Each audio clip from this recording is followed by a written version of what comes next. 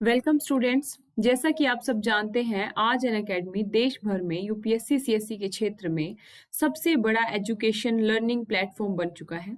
यदि आप लोग अनअकैडमी का सब्सक्रिप्शन लेते हैं तो आप लोगों को क्या क्या बेनिफिट्स मिलेंगे।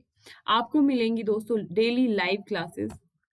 आपको मिलेंगी डेली लाइव क्लासेस जिसके माध्यम से आप अपने एजुकेटर के साथ चैट कर सकते हैं, डिस्कशन कर सकते हैं, अपने डाउट क्लियर कर सकते हैं और आपको आंसर पोल की सुविधा भी यहाँ पे मिलेगी। इसके अलावा आपको स्ट्रक्चर्ड कोर्सेज मिलेंगे, यानी कि पीटी और मेंस। यूपीएससी के पीटी और मेंस के सिलेबस के हिसाब से अनअकैडमी ने अपने पूरे कोर्स को स्ट्रक्चर किया है।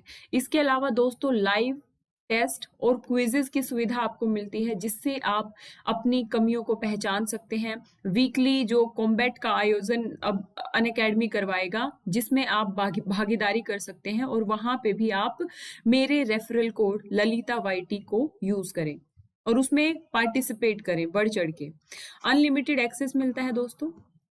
इसका क्या मतलब है, यानी कि यदि एक बार आपने अनअकैडमी का सब्सक्रिप्शन ले लिया तो आप मेरे साथ अनअकैडमी के सभी एडुकेटर को एक्सेस कर सकते हैं उस संबंधित कोर्स में, चाहे वो लाइव क्लासेस हो या फिर रिकॉर्डेड क्लासेस हो। तो दोस्तों, जब भी आप सब्सक्रिप्शन लें, चाहे प्लस सब्सक्रिप्शन या फिर आइकॉनिक सब्सक्रिप्शन, तो आप ललिता YT कोड का यूज करें। अनअकैडमी पे आपको देश के सबसे बड़े एजुकेटर पढ़ाते हैं। इसके साथ ही दोस्तों, अनअकैडमी लर्निंग ऐप डाउनलोड करने के लिए एंड्रॉयड यूजर गूगल प्ले से जाके अनअकैडमी लर्निंग ऐप को डाउनलोड करें। इसके अलावा एप्पल यूजर एप्पल ऐप से अनअकैडमी लर्निंग ऐप डाउनलोड करें। दोस्तों, अनअकैडमी लर्निंग ऐप पे स्पेशल क्लासेस, जिसमें मैं बहुत ही जल्द पॉलिटी की सारी एनसीईआरटी 6 to 12 बिल्कुल बेसिक से लाने वाली हूँ, जो आपकी तैयारी का आधार साबित होंगी। यकीन मानिए, आपने यदि एक बार वो एनसीईआरटी मेरे साथ कर ली तो पॉलिटी की जो अवधारणात्मक समझ है आपकी एकदम स्पष्ट हो जाएगी। तो ललिता दहिया प्रोफाइल पे जाके आप मेरी स्पेशल क्लासेस को सुन सकते हैं। बहुत जल्द मैं वहां पे अपनी स्पेशल क्लासेस लाने वाली हूँ। तो दोस्तों, अनअकैडमी लर्निंग ऐप को डाउनलोड करें। मैं ललिता, मुझे यूपीएससी के साथ ही एज एन असिस्टेंट प्रोफेसर 7 वर्ष तक पढ़ाने का अनुभव है। जहां तक सिविल सेवाओं के क्षेत्र में मेरे अनुभव की बात की जाए तो मुझे यूपीएससी के साथ ही अलग अलग स्टेट सिविल सर्विसेज के 12 मेंस देने का अनुभव है और मुझे इंटरव्यू का भी अनुभव है। मैंने अपना एमए पॉलिटिकल साइंस और इंटरनेशनल रिलेशंस में किया है और दोस्तों, मैंने अपना यूजीसी नेट भी पॉलिटिकल साइंस और इंटरनेशनल रिलेशंस में ही क्वालिफाई किया है।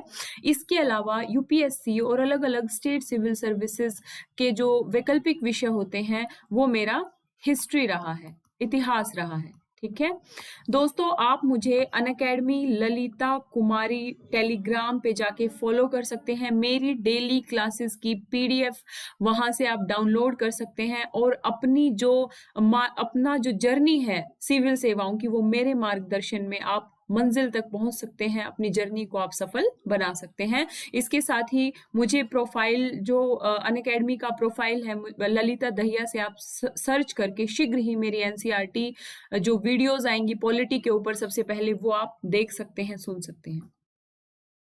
अनअकैडमी कंप्रिहेंसिव तरीके से पूरे सिलेबस को डिजाइन किया है अनअकैडमी ने, जिसमें आप polity, governance and IR, geography, science and tech, NCERT summary, इसके अलावा दोस्तों history, optional courses, environment and ecology, art and culture, current affairs, Indian economy, practice and strategy and answer writing facility courses, इन सब की जो सुविधा आपको Unacademy platform पे मिलती है। तो अनअकैडमी आपकी पूरी समग्र तैयारी करने में एक मील का पत्थर साबित हो सकता है दोस्तों। अनअकैडमी पे दोस्तों आप 2 तरीके के सब्सक्रिप्शन ले सकते हैं। सबसे पहला सब्सक्रिप्शन की हम बात करेंगे तो प्लस सब्सक्रिप्शन के बारे में आप लोगों को मैं बताती हूँ। ये सब्सक्रिप्शन दोस्तों आप 1 महीने से लेके 3 साल तक का ले सकते हैं, लेकिन आपको कम से कम 1 साल का सब्सक्रिप्शन तो लेना ही चाहिए। और जो बच्चे 12वीं के बाद से अपनी जर्नी शुरू करना चाहते हैं सिविल सेवाओं की तैयारी की, वो 12वीं के बाद से लगभग 2 या 3 साल का सब्सक्रिप्शन लें दोस्तों। यहाँ पे इस पूरे सब्सक्रिप्शन में आपकी पूरी जर्नी के साथ हम जुड़े रहेंगे, आपका एक एक टॉपिक को हम बुनियादी तरीके से तैयार कराएंगे। और साथ ही दोस्तों, यदि आप प्लस सब्सक्रिप्शन लेते हैं तो ललिता YT कोड का यूज करें। यदि आपको मेरे पढ़ाने का तरीका अच्छा लगता है, आपको लगता है कि मैं आपकी तैयारी में बेहतर भूमिका निभा सकती हूँ, तो दोस्तों आप ललिता YT कोड का यूज करें।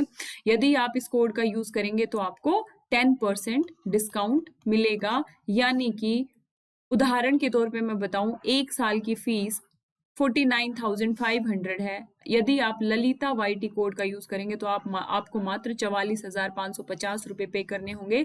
इसके अलावा दोस्तों EMI की भी सुविधा है। बहुत सारे स्टूडेंट्स ऐसे हैं जो गरीब पृष्ठभूमि से हैं, जो एक साथ पैसे नहीं दे सकते, तो अनअकैडमी ने EMI फैसिलिटी भी अनअकैडमी लेके आई है। यदि आप 12 महीने का 1 साल का कोर्स लेते हैं तो आपको लगभग 4,000 की EMI पर मंथ देनी पड़ेगी।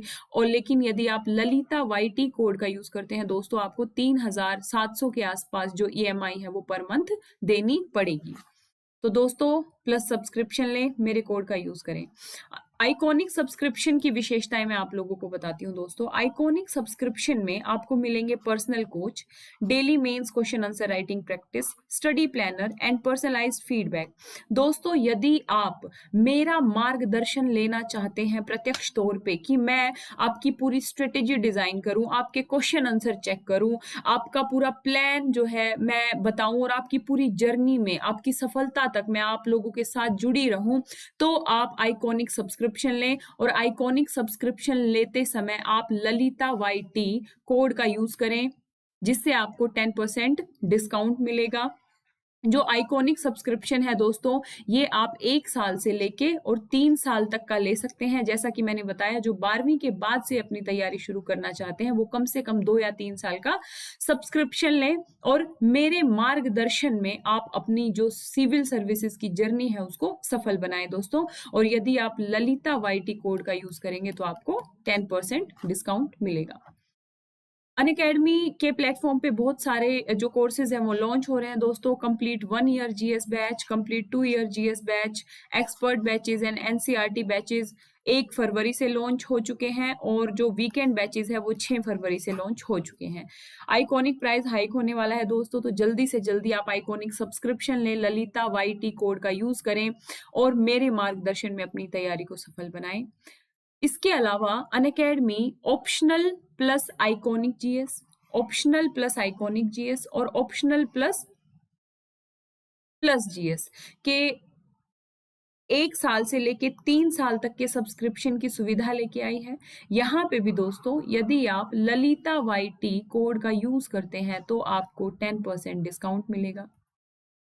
अनअकैडमी कॉम्बैट का आयोजन होने जा रहा है दोस्तों इस बार 14 फरवरी, इस डेट को लिख लीजिए, 14 फरवरी को कॉम्बैट आयोजित होने जा रहा है।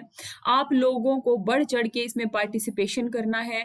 इसके फायदे होंगे दोस्तों, ये फ्री है। इसके अलावा आप जो पढ़ते हैं, आपको अपनी जो कमियां हैं उनको परखने का मौका मिलेगा। इसमें आपको प्राइजेस भी मिलेंगे फर्स्ट 3 विनर्स को। और यदि दोस्तों आप कॉम्बैट में शामिल होते हैं तो आप ललिता YT रेफरल कोड का यूज करें और इस जो जो प्रतिस्पर्धा है इसमें आप पार्टिसिपेट करें और मुझे बताएं कि आप लोगों की जो उपलब्धि इसमें क्या रही है।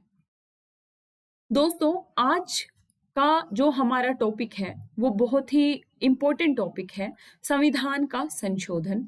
संविधान के संशोधन की एक पृष्ठभूमि जब हमने भारत के संविधान की विशेषताएं पार्ट 1, हमारा 3rd या 4th लेक्चर था दोस्तों, भारत की संविधान की विशेषताएं पार्ट 1 जब हमने पढ़ा था तो उसमें हमने एक मोटा मोटा समझा था कि भारत में जो संविधान है उसके संशोधन की प्रोसेस क्या है। ठीक है, वहां पे ही हमने देखा था दोस्तों कि ब्रिटेन और अमेरिका के संविधान से भारत के जो संविधान के संशोधन की जो प्रक्रिया है वो किस तरीके से भिन्न है। ठीक है, आप भारत के संविधान की विशेषताएं उस लेक्चर में जाके देख सकते हैं। और हम अपने इस टॉपिक को बहुत ही विस्तृत तौर पे आज इस टॉपिक की हम चर्चा करेंगे। तो चलिए आज के टॉपिक की जो है हम चर्चा शुरू करते हैं, भारत के संविधान का संशोधन।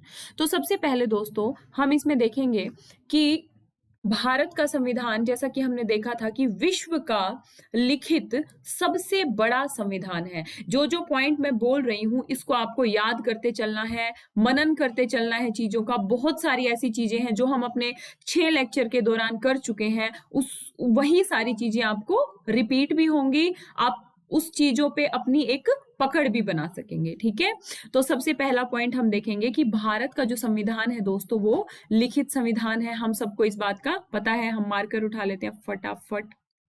ठीक है, तो भारत का जो संविधान है विश्व का सबसे बड़ा संविधान है, लिखित सबसे बड़ा संविधान है, ये हमने देख लिया। और भारतीय संविधान में भी परिस्थितियों के अनुरूप परिवर्तन करने की एक व्यवस्था की गई है। यहां पे इस बात को समझिए, भारतीय संविधान किस तरीके से भिन्न है ब्रिटेन और अमेरिका के संविधान से। तो दोस्तों जो ब्रिटेन का संविधान है वो बहुत ही लचीला संविधान है। अब बहुत ही लचीले संविधान का क्या मतलब है, यानी कि सामान्य विधायी प्रक्रिया के द्वारा, जैसे कोई भी कानून नहीं बना देते हैं हम सामान्य विधायी प्रक्रिया के द्वारा, ऐसे ब्रिटेन यदि चाहे तो संविधान में संशोधन कर सकता है। ठीक है, यानी कि जो ब्रिटेन का संविधान है वो क्या है, लचीला संविधान है। ऊपर लिखते हैं लचीला संविधान है। ठीक, सेकंड लाइन पढ़िए फटाफट। इसकी संशोधन प्रक्रिया ब्रिटेन के समान आसान अथवा अमेरिका के समान अत्यधिक कठोर नहीं है, कठिन नहीं है। ब्रिटेन का हमने देख लिया दोस्तों कि लचीला संविधान है, वो सामान्य विधायी प्रक्रिया के तहत ही उसमें संशोधन कर सकते हैं। दूसरी तरफ क्या है, जो अमेरिका का संविधान है वो बहुत ही कठिन, या उसकी जो प्रक्रिया है संविधान संशोधन की वो बहुत ही कठोर है। यानी कि यदि संसद चाहे तो सामान्य तरीके से जो संविधान है उसमें संशोधन नहीं कर सकती है। एक बहुत ही कठोर प्रणाली है संविधान में संशोधन करने की। अब भारतीय संविधान निर्माताओं के सामने एक द्वंद्व की स्थिति उत्पन्न हुई कि हम जो हमारा संविधान संशोधन की प्रणाली है उसको ब्रिटेन की तर्ज पे लचीला रखें या फिर अमेरिका की तर्ज पे कठोर रखें।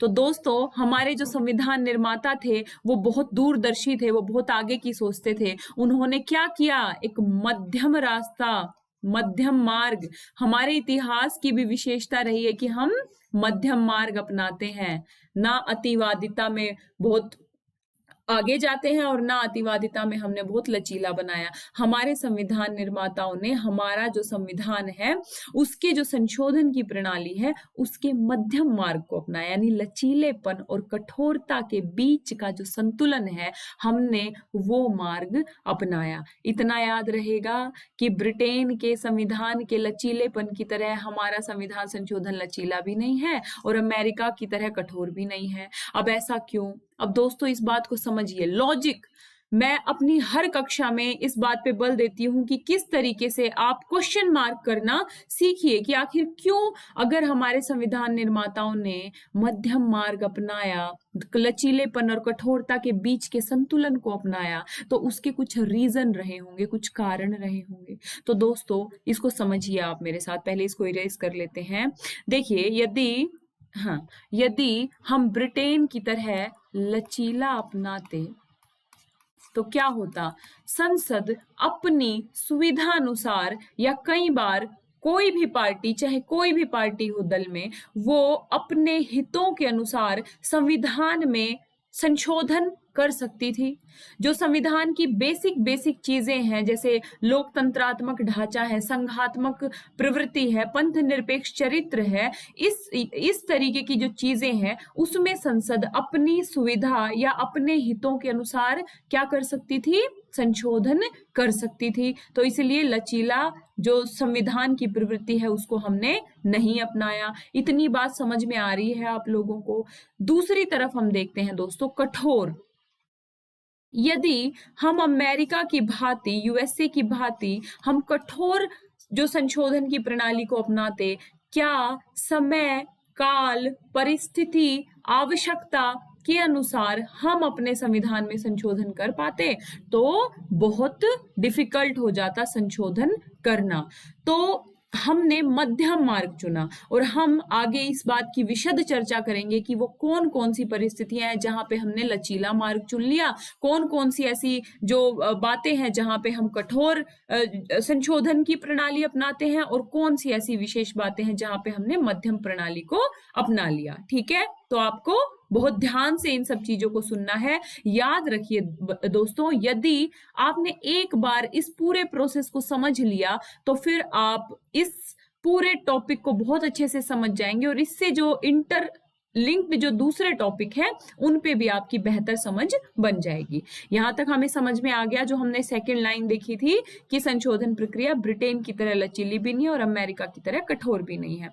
यानी कि भारतीय संविधान ना तो लचीला है ना कठोर है, बल्कि क्या है, दोनों का सम्मिश्रण है, दोनों का सम्मिश्रण है। ठीक है, हमें पता है कि भाग 20 के अनुच्छेद 368 में बार बार पढ़ा चुकी हूं आप लोगों को। 368 में संविधान के जो संशोधन करने की पूरी प्रक्रिया है उसका उल्लेख किया गया है दोस्तों, और जो शक्ति है वो संसद को दी गई है। संशोधन करने की जो शक्ति है दोस्तों वो संसद को दी गई है आर्टिकल 368 के तहत। इतना आप लोगों को याद रहेगा। मैंने कोई विशेष बातें नहीं बताई हैं, हमने जो पिछली क्लासेस में पढ़ा है उसका एक रिवीजन कर दिया है जिससे आपके दिमाग में चीजें बैठ जाए। स्पेशली जो नए बच्चे हैं वो धीरे धीरे इन सब चीजों को पढ़ेंगे और अपने जो भी टॉपिक पढ़ते हैं उनके साथ इंटरलिंक करते हुए हम आगे बढ़ेंगे। अब देखिए दोस्तों, संसद क्या कर सकती है, अपनी जो संविधायी शक्ति का प्रयोग करते हुए संविधान के किसी भी उपबंध में संशोधन कर सकती है। लेकिन यहाँ पे हम जो हमने संविधान की मूल संरचना वाला चैप्टर जो हमने कल ही पढ़ा था दोस्तों, जब हम उसको डिटेल से पढ़ेंगे, या जिसने भी जो मेरी आज की वीडियो देख रहा है, जिस भी बच्चे ने वो लेक्चर नहीं देखा है, वो क्लास नहीं देखी, आप एक बार जाके उस क्लास को जरूर देखें। आपकी जो मूल ढांचे की जो संरचना की जो समझ है वो एकदम स्पष्ट हो जाएगी। उस एक क्लास को सुनने के बाद आपको कहीं कुछ देखने की जरूरत नहीं रहेगी, स्पेशली मूल ढांचे के विषय के ऊपर। तो हमने मूल ढांचे वाली क्लास में सीधा सीधा पढ़ा था कि भाई 368 के तहत संसद जो हमारे संविधान के किसी भी भाग में क्या कर सकती है, संशोधन कर सकती है। लेकिन कहाँ संशोधन नहीं कर सकती, आंसर मिलना चाहिए मुझे, मूल ढांचे में संसद संशोधन नहीं कर सकती। इतना समझ में आया। सेकंड लाइन देखिए कि संसद उन व्यवस्थाओं को संशोधित नहीं कर सकती जिन व्यवस्थाओं को मूल ढांचे में सम्मिलित किया है। ठीक है, और वो कौन कौन सी व्यवस्थाएं हैं वो हम कल की लेक्चर में बहुत अच्छे से पढ़ चुके हैं, आप जाके वो क्लास देख सकते हैं। यह व्यवस्था उच्चतम न्यायालय द्वारा केशवानंद भारतीवाद कब का है दोस्तों, याद रखना है, बहुत ही फेमस वाद है। कल की पूरी क्लास आप जाके देखिए। 1973 का जो केशवानंद भारतीवाद था उसमें इस मूल ढांचे की अवधारणा को दिया गया था, और आज ये मूल ढांचा हमारे संविधान की एक प्रमुख विशेषता है, हमारे संविधान की एक विशिष्ट विशेषता है जो संसद की जो तानाशाही प्रवृत्ति है उसको भी रोकने का काम करती है, और हमारे संविधान की जो मूलभूत विशेषताएं हैं उनका संरक्षण किस तरीके से हो, इसकी एक बहुत ही बेहतरीन प्रणाली की स्थापना हमारी न्यायपालिका ने की है। किसके माध्यम से, मूल ढांचे की संकल्पना के माध्यम से। तो मोटे मोटे तौर पे इस पूरी स्लाइड में दो बातें ध्यान रखनी है कि भाई आर्टिकल 368 के तहत संसद संविधान के किसी भी भाग में क्या कर सकती है, संशोधन कर सकती है, लेकिन मूल ढांचे में संशोधन संसद नहीं कर सकती। समझ में आ रहा है आप लोगों को, समझ में आ रहा है जो मैं पढ़ा रही हूं? बहुत ही धीरे धीरे हम पढ़ेंगे, लेकिन दिमाग में सेट करके पढ़ेंगे, एकदम चीजें हम पढ़ें और हमारे दिमाग में सेट हो जाएं चीजें। अब चलिए दोस्तों हम आगे इसकी पूरी प्रक्रिया को पढ़ते हैं। 368 में संशोधन की प्रक्रिया के बेसिकली दो स्तर बताए गए हैं, और तीसरा स्तर भी होता है जिसको हम संशोधन नहीं मानते, पढ़ते हैं। पहला देखिए कि संविधान का संशोधन आरंभ संसद के, सबसे पहले हम कुछ कुछ विशेषताएं पढ़ेंगे, और ये विशेषताएं दोस्तों आपको ध्यान रखनी है, एक एक विशेषता को बहुत ही ध्यान से पढ़ना है, क्योंकि ये जो हम पढ़ने वाले हैं 5-6 विशेषताएं, इनसे डायरेक्ट पीटी का क्वेश्चन पूछा जाता है, डायरेक्ट पीटी का क्वेश्चन यहाँ से पूछा जाता है। और यकीन मानिए यदि आपने इन सब चीजों को ध्यान से नहीं पढ़ा है तो इतना इजी क्वेश्चन आप गलत करके आते हैं कि उसके बाद आप पछतावा करके मर जाएंगे, लेकिन उसकी जो परिपूर्ति है वो आप नहीं कर पाएंगे। समझ में आया? तो पहली विशेषता हम देखेंगे, पहला जो प्रक्रिया हम देखेंगे दोस्तों, संविधान के संशोधन का जो आरंभ है। मान लो यदि संसद को संविधान संशोधन करना है कोई, तो उसका आरंभ संसद के किसी सदन में इस प्रयोजन के लिए जो विधेयक है वो पुनः स्थापित यानी किसी भी सदन में लाया जा सकेगा, राज्य विधानमंडल में नहीं। अब आपसे क्वेश्चन क्या बनेगा? बुद्धिमान बच्चे हो आप, क्वेश्चन क्या बनेगा? पीटी में सीधा सीधा दे देगा उलझाने के लिए कि भाई जो संविधान संशोधन विधेयक है वो राज्य विधानमंडल में भी पुनः स्थापित किया जा सकता है यानी लाया जा सकता है। तो आंसर क्या हो जाएगा? आंसर क्या हो जाएगा? आंसर हो जाएगा गलत। यानी संविधान संशोधन जो प्रक्रिया है उसकी शुरुआत संसद में ही हो सकती है, लेकिन विधानमंडल में नहीं हो सकती। याद रखना है एक एक पॉइंट को। यानी जब संविधान संशोधन आएगा तो राज्य विधानमंडल में संशोधन की प्रक्रिया को पुनः स्थापित यानी शुरुआत हम राज्य विधानमंडल से नहीं कर सकते हैं, संसद से कर सकते हैं। पहली बात आप लोगों को समझ में आई? ठीक है।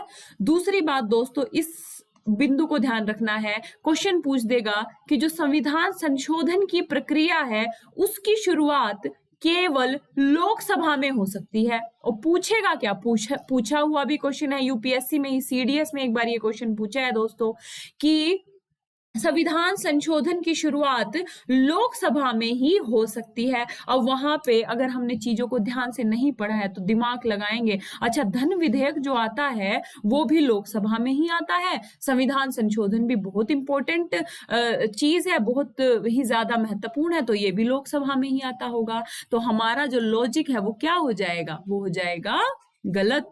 यानी कि जो संविधान संशोधन की जो प्रक्रिया की शुरुआत है वो संसद के किसी भी सदन में हो सकती है। इसका क्या मतलब है? फटाफट इरेज करते हैं पहले इसको। इसका क्या मतलब है दोस्तों? यानी कि राज्यसभा और लोकसभा दोनों में से किसी भी सदन में जो संविधान संशोधन है उसकी प्रक्रिया की शुरुआत हो सकती है। समझ में आया आप लोगों को? यहाँ पे हम लोगों को क्या सिर्फ दो बातें ध्यान रखनी है कि संसद के किसी भी सदन में, चाहे वो लोकसभा हो या राज्यसभा हो, संविधान संशोधन की प्रक्रिया की शुरुआत की जा सकती है। बिल्कुल याद रहेगा, दिमाग में बिठा लो इस चीज को। और दूसरा पॉइंट हमें क्या ध्यान रखना है कि जो संविधान संशोधन की प्रक्रिया का प्रारंभ विधानमंडल में कदापि नहीं हो सकता। समझ में आया? और इसको लॉजिकली कैसे ध्यान रखना है? संविधान संशोधन संसद कर सकती है, विधानमंडल नहीं करेगा। समझ में आया? अच्छे बच्चे हो आप लोग, बिल्कुल समझ में आ गया होगा, इतना मैं यकीन कर सकती हूँ।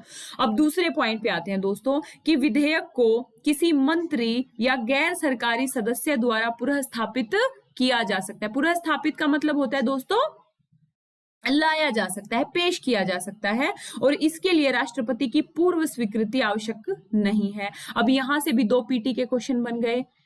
क्या क्या क्वेश्चन बन गए? यही फंसता है आदमी। अभी तो बहुत कॉन्फिडेंट हो कि हाँ होके हम पढ़ रहे हैं क्योंकि चीजें हमारे सामने लिखी हैं। जब चीजें हमारे सामने नहीं होती हैं और एग्जाम का प्रेशर होता है तो यकीन मानिए यही क्वेश्चन हम लोग गलत करके आते हैं क्योंकि हमने लॉजिकली और बहुत ध्यान से इन चीजों को नहीं पढ़ा हुआ होता है और एमसीक्यूज नहीं लगाए हुए होते हैं। एमसीक्यूज से याद आया दोस्तों, मेरी एमसीक्यू की मैराथन हर शनिवार आप लोग देखेंगे।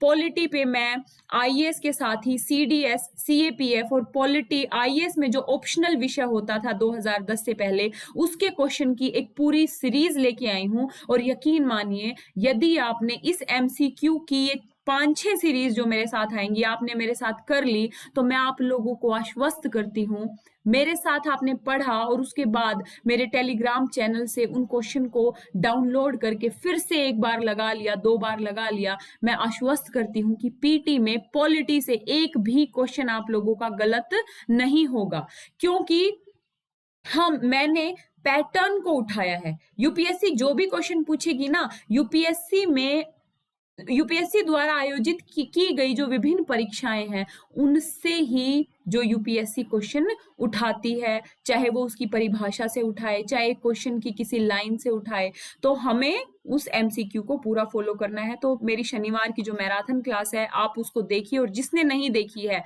आप एक बार उस क्लास को जरूर देखें, आपको बहुत फायदा होगा। और यकीन मानिए मार्केट के 1000 एमसीक्यू करने से बेहतर है आप यूपीएससी की परीक्षाओं में पूछे गए एमसीक्यू को करें, क्योंकि उससे आपको यूपीएससी का जो पैटर्न है क्वेश्चन पूछने का आपको वो पता लगेगा, और आप अपनी तैयारी को यूपीएससी के जो पैटर्न है उसके अनुसार आप अपनी तैयारी को पूरा कर पाएंगे। ठीक है, क्या क्या एमसीक्यू बन सकते हैं, सेकंड पॉइंट फटाफट हमने देखा। अब आपसे क्वेश्चन पूछ देगा कि भाई जो संविधान संशोधन विधेयक है, एक लाइन दे देगा, संविधान संशोधन विधेयक को केवल मंत्री द्वारा पुनः स्थापित किया जा सकता है, गैर सरकारी सदस्य द्वारा नहीं। तो क्या हो जाओगे कंफ्यूज अगर नहीं पढ़ा है तो ध्यान क्या रखना है, एक लाइन में मार्कर कहाँ चला गया, ध्यान क्या रखना है एक लाइन में कि जो संविधान संशोधन विधेयक है उसको मंत्री के साथ गैर सरकारी सदस्य यानी मंत्री और गैर सरकारी सदस्य तो दोनों पुनः स्थापित कर सकते हैं। अब कुछ बच्चे जो नए हैं उनको पता नहीं है गैर सरकारी सदस्य क्या है, तो एमसीक्यू में एक क्वेश्चन पूछा था, वहां पे मैंने आप लोगों को एक्सप्लेन किया था गैर सरकारी सदस्य क्या है। तो दोस्तों मंत्री समझते हैं कि जो मंत्रिमंडल के सदस्य हैं वो मंत्री, और गैर सरकारी सदस्य है सांसद। ठीक है, जब कोई मंत्री संशोधन का प्रस्ताव लाएगा तो कहेंगे कि भाई मंत्री द्वारा लाया गया है संशोधन प्रस्ताव, और जब कोई संसद का सदस्य जो कि मंत्री नहीं है वो जब प्रस्ताव लाता है तो कहेंगे गैर सरकारी सदस्य प्रस्ताव लाया है। इतनी बात समझ में आई, यानी संविधान संशोधन प्रस्ताव बच्चों मंत्री भी ला सकता है और गैर सरकारी सदस्य भी ला सकता है, इस बात को आपको ध्यान रखना है। कई बच्चे कहेंगे कि मैम रिपीट कर रही हैं, मैं आप लोगों के लिए रिपीट कर रही हूँ, मुझे रिपीट करने का कोई शौक नहीं है, मुझे पता है कि बच्चे कहाँ गलती करते हैं, कहाँ गलतियां होती हैं, और एक दो गलती के कारण जब हम पीटी फेल कर जाते हैं इतना अपराध बोध फील होता है कि हमने इतना पढ़ा और 2-3 क्वेश्चन के कारण हमने पीटी फेल कर लिया। तो हमें पीटी पास करना है, तो आपको ये छोटी छोटी चीजें एकदम दिमाग में सेट कर लेनी है। पहली बात याद रहेगी कि मंत्री के साथ गैर सरकारी सदस्य पुनः स्थापित कर सकता है।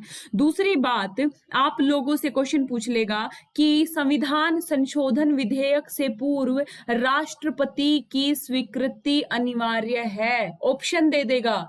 ऑप्शन दे देगा कि संविधान संशोधन की जो प्रक्रिया है उससे पहले राष्ट्रपति की पूर्व स्वीकृति आवश्यक है। फंस जाओगे नहीं पढ़ोगे, तो ध्यान रखना है कि राष्ट्रपति की पूर्व स्वीकृति संविधान संशोधन विधेयक के लिए आवश्यक नहीं है।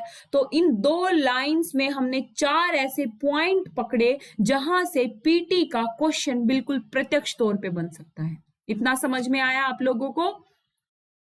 तीसरा इंपॉर्टेंट टॉपिक क्या है दोस्तों कि विधेयक को दोनों सदनों में विशेष बहुमत से पारित कराना अनिवार्य है। विशेष बहुमत से पारित कराना अनिवार्य है। इसके अलग अलग पैटर्न है, वो मैं आप लोगों को आगे बताऊंगी। अब विशेष बहुमत पता है आपको क्या होता है? विशेष बहुमत का मतलब क्या होता है, इस चीज को समझ लीजिए। मैं पहले भी समझा चुकी हूं कि कुल सदस्य संख्या का बहुमत, कुल सदस्य संख्या के बहुमत का मतलब क्या होता है? कुल सदस्य संख्या का बहुमत हमने देख लिया। कुल सदस्य संख्या का बहुमत पहले भी मैं बता चुकी हूं क्या होता है। विशेष बहुमत क्या होता है? इसका मतलब होता है दोस्तों, मैं एक बार मार्कर उठा लेती हूँ फटाफट। पेन टैबलेट थोड़ा नया है तो शुरुआती दौर में लिखने में थोड़ी दिक्कत आती है। कुल सदस्य संख्या का बहुमत, कुल सदस्य संख्या का बहुमत यानी कि टोटल सदस्य संख्या। मैंने एग्जाम्पल दिया था, फॉर एग्जाम्पल मान लो, वैसे अभी हमारी 550 सदस्य संख्या, एंग्लो इंडियन को 104, पहले ऑलमोस्ट 552 होती थी, एंग्लो इंडियन को हमने हटा दिया 104वें संविधान संशोधन द्वारा, तो 505 सदस्य हैं। ये कुल सदस्य संख्या है।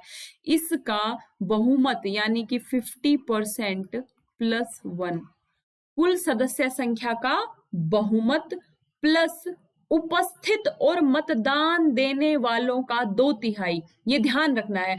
जैसे ही आपसे कोई कहे कि विशेष बहुमत, तो विशेष बहुमत सुनते ही आपके दिमाग में क्या आना चाहिए कि भाई विशेष बहुमत का मतलब होता है कुल सदस्य संख्या का बहुमत प्लस उपस्थित और मतदान देने वालों का 2/3। अब कुल सदस्य, यहाँ पे इस चीज को देखिएगा कि यदि विधेयक संविधान की संघीय व्यवस्था, संविधान का संशोधन हमने देखा, यहाँ थे हम, कि विधेयक को दोनों सदनों में विशेष बहुमत से पारित किया जाता है। और विशेष बहुमत सुनते ही हमारे दिमाग में 2 चीजें आनी चाहिए, यानी कि कुल सदस्य संख्या का बहुमत यानी 50% + 1 प्लस उपस्थित और मतदान देने वाले, उपस्थित प्लस मतदान देने वाले। इसके 2 मतलब होते हैं का 2/3। इसके 2 मतलब होते हैं दोस्तों। क्या होगा, दोनों चीजें ऐड होंगी, प्लस करके है, यानी कि टोटल फॉर एग्जाम्पल 550 सदस्य हैं, तो उसका बहुमत कितना होगा आप निकाल लेना, 50% + 1 प्लस उपस्थित, उस दिन सदन में कितने लोग उपस्थित थे और कितने लोगों ने मत दिया था। जितने लोग उपस्थित और मतदान करने वाले थे उसका 2/3। उदाहरण के तौर पे हम मान लें कि मान लो 90 ही लोग थे, तो उसका 2/3 कितना हो जाएगा, 60। मान लो 90 थे तो उसका 2/3 हो जाएगा 60, यानी 50%। एक बार समझ लोगे ना चीजें बैठ जाएंगी। तो एक बार थोड़ा सा भले ही टाइम लगा के समझ लो, ये इरेज करती हूँ, ऊपर लिखती हूँ, भले ही टाइम लगा के समझ लो, लेकिन एक बार अगर आप इस चीज को समझ लोगे तो चीजें दिमाग में बैठ जाएंगी। ठीक है, 50% + 1 हमने देखा, साथ ही हमने क्या देखा, 50% 1 प्लस उपस्थित और मतदान देने वालों का 2/3। जैसे हमने सोचा, हमने एक एज्यूम किया था कि 90 लोग हैं तो उनका 2/3 हो जाएगा, ये एक चीज हो गई, प्लस 60। हम उस एग्जाम्पल के तौर पे समझ रहे हैं इसको, समझ गए आप। तो विशेष बहुमत आते ही ये 2 चीजें आपके दिमाग में आ जाएंगी, मेरी गारंटी है आ जाएंगी। बस एक बार और सुन लेना इस चीज को, ठीक है। तो ये हमने देख लिया, विशेष बहुमत से पारित कराना अनिवार्य है दोनों सदनों में, दोनों सदनों में। अब उलझाने के लिए दे देगा, और वहां पे बड़ा कंफ्यूजन होता है कि लोकसभा में विशेष बहुमत से और राज्यसभा के साधारण बहुमत से जो है संविधान संशोधन हो सकता है, तो गलत हो जाएगा। बहुत फंसाने की कोशिश करेगा यूपीएससी, लेकिन हमें नहीं फंसना है, क्योंकि हमें अवधारणात्मक समझ को एकदम स्पष्ट कर लेना है। इतनी बात समझ में आई। अगला पॉइंट है कि ये बहुमत 50% से अधिक सदन की कुल सदस्य संख्या के आधार पर सदन में उपस्थित और सदस्यों के 2/3 बहुमत या मतदान द्वारा होना चाहिए। मैं आप लोगों को बता चुकी हूं दोस्तों, क्या बता चुकी हूं, एक चीज यदि आपके सामने आ जाए, विशेष बहुमत, क्या करना ना, 5-6 आप पीजी में रहते हैं, घर में रहते हैं, तो 4-5 लोगों को बिठा लेना और उनको समझाना कि सुनो भाई विशेष बहुमत का क्या मतलब होता है। उनको समझाना कि विशेष बहुमत का क्या मतलब होता है कि कुल सदस्य संख्या का बहुमत तथा प्लस उपस्थित और मतदान देने वालों का 2/3। फिर दूसरे को पकड़ना, उसको बताना, 5-6 को बता डालना आज। इसका फायदा क्या होगा, आपके दिमाग में चीजें बैठ जाएंगी और हम चीजों को ऐसे ही याद करेंगे। ठीक है, क्योंकि हमारा दिमाग सीमित जो डेटा ही ले सकता है, तो हमें याद करने के विभिन्न पैटर्न अपनाने पड़ेंगे। और ये मैं मजाक में नहीं कह रही, सीरियसली बोल रही हूँ। 4-5 को आज क्या करना, विशेष बहुमत सुना देना कि विशेष बहुमत का मतलब क्या है। समझ में आया। उसके बाद प्रत्येक सदन में विधेयक को अलग अलग पारित करना अनिवार्य है। अलग अलग, ये एक एक लाइन जो है ना, एक एक लाइन से पीटी का क्वेश्चन बन सकता है, इसलिए मैं बहुत फोकस कर रही हूँ। प्रत्येक सदन से यानी लोकसभा और राज्यसभा से जो संविधान संशोधन विधेयक है दोस्तों, उसको अलग अलग पारित करना आवश्यक है, अलग अलग विशेष बहुमत द्वारा पारित करना आवश्यक है। अगली लाइन में एक बहुत इंपॉर्टेंट बात लिखी है जो बहुत इंपॉर्टेंट है कि यदि संविधान संशोधन अधिनियम पे दोनों के बीच, लोकसभा और राज्यसभा के बीच असहमति हो जाए तो क्या होगा। तो यदि असहमति हो जाए तो क्या होगा, दोनों सदनों की संयुक्त बैठक होगी कि नहीं होगी। क्वेश्चन पूछा है यूपीएससी ने। 3 या 4 बार लगातार ये क्वेश्चन पूछा है, चाहे वो सीडीएस का एग्जाम हो, सीएपीएफ का एग्जाम हो या आईपीएस आईएएस का प्री का एग्जाम हो। पूछा है कि क्या संविधान संशोधन, एक लाइन में, मतलब 4-5 ऑप्शन दिए थे तो एक लाइन ये भी थी कि क्या संविधान संशोधन की स्थिति में संयुक्त बैठक हो सकती है। तो हमारा आंसर क्या होगा, बड़ा सा कांटा लगा देना। और इसको कैसे याद करोगे, अभी मेरे पढ़ाने के बाद मेरे टेलीग्राम चैनल पे जाना, पीडीएफ को डाउनलोड करना, 3 या 4 बार पढ़ना, ठीक, उसके बाद एकदम याद हो जाएगा आप लोगों को। तो हमने ये चीज देख ली कि असहमति की स्थिति में संयुक्त बैठक नहीं हो सकती है संविधान संशोधन की प्रक्रिया में। समझ में आया, ये तीनों लाइन समझ में आ गई कि भाई अलग अलग पारित होगा, विशेष बहुमत द्वारा पारित होगा। विशेष बहुमत सुनते ही एकदम दिमाग में 4 बजे भी कोई पूछे जगा के बताओ बताओ विशेष बहुमत क्या है, तो तुरंत उठ के बता दो कि भाई कुल सदस्य संख्या का बहुमत तथा उपस्थित और मतदान देने वालों का 2/3। ठीक है, इतनी सी बात ध्यान रखनी है आपको और आप अच्छे बच्चे हो, याद रख लोगे। अब देखिए, इसको इरेज करते हैं, हम इस स्लाइड पे वैसे ही आ गए थे यहां से। यदि विधेयक संविधान की संघीय व्यवस्था से, दूसरी क्लास याद करो, संविधान तीसरी क्लास की संविधान की विशेषताएं, उसमें मैंने बताया था कि यदि कोई विधेयक जो संविधान की, यहाँ देखिए बच्चों, जो संविधान की संघीय व्यवस्था के संशोधन के मुद्दे पर हो तो आधे राज्यों के विधान मंडलों से भी सामान्य, ये जो गोल कर रही हूँ ना, इसको देखिए, पारित होना आवश्यक है, इसको एक्सप्लेन करती हूँ। और जो संघीय मामले क्या है, आने वाली 2-4 स्लाइड के बाद मैं आपको बताऊंगी। लेकिन इतनी बात समझ लीजिए कि जब कोई संविधान संशोधन संघीय व्यवस्था से संबंधित मुद्दों पे होता है तो उसमें विशेष बहुमत तो चाहिए ही चाहिए। क्या चाहिए, विशेष बहुमत तो चाहिए ही चाहिए। और विशेष बहुमत के 2 अर्थ हैं, आप खुद रिपीट कीजिए एक बार अपने मन में, ठीक है। विशेष बहुमत तो चाहिए ही चाहिए, प्लस आधे राज्यों से अधिक की स्वीकृति भी चाहिए। मतलब आधे राज्यों से अधिक जो विधानमंडल है, ये स्पेशली लिखा गया है, दे देगा आधे राज्यों से कम की स्वीकृति चाहिए, आधे राज्यों की, आधे राज्यों से अधिक की। आधे राज्यों से यदि एक भी अधिक है और वो स्वीकृति दे देते हैं तो क्या होगा, विधेयक पारित हो जाएगा संघीय मामलों में। एक पॉइंट आप लोगों को समझ में आया दोस्तों। अब इसी में दूसरा पॉइंट क्या फंसा देगा वो, कि जो संघीय व्यवस्था से संबंधित मामलों पर, ध्यान से सुनिएगा, संघीय व्यवस्था से संबंधित मामलों पर यदि संशोधन करना है तो संसद के विशेष बहुमत के साथ आधे राज्यों की विधानमंडल के विशेष बहुमत की भी जरूरत होती है। क्या समझ में आया, आधे राज्यों के विधानमंडल के विशेष बहुमत की भी जरूरत होती है। और यदि हमने ध्यान से चीजों को पढ़ा नहीं है तो क्या कर देंगे, सही आंसर हो जाएगा गलत। क्यों, इस वर्ड को ध्यान रखिए, सामान्य बहुमत। संसद के दोनों सदनों के विशेष बहुमत की जरूरत होती है, लेकिन जो राज्य विधानमंडल होती है दोस्तों, उनके सामान्य बहुमत की जरूरत होती है। समझ में आया, बिल्कुल क्लियर है। तो ये चीजें ऐसे याद रखनी है। और जो नए बच्चे हैं वो घबराएं नहीं, मेरा विनम्र निवेदन है, इसको दोबारा सुनिएगा, एकदम कंसेप्ट बिल्कुल स्पष्ट हो जाएगा। अब ये जो सामान्य बहुमत, कई बच्चे पूछेंगे जी हमको ये तो पता लग गया विशेष बहुमत क्या होता है, बिल्कुल हम रट लिए इस चीज को, 2 चीजें होती हैं जी, हमें पता लग गया।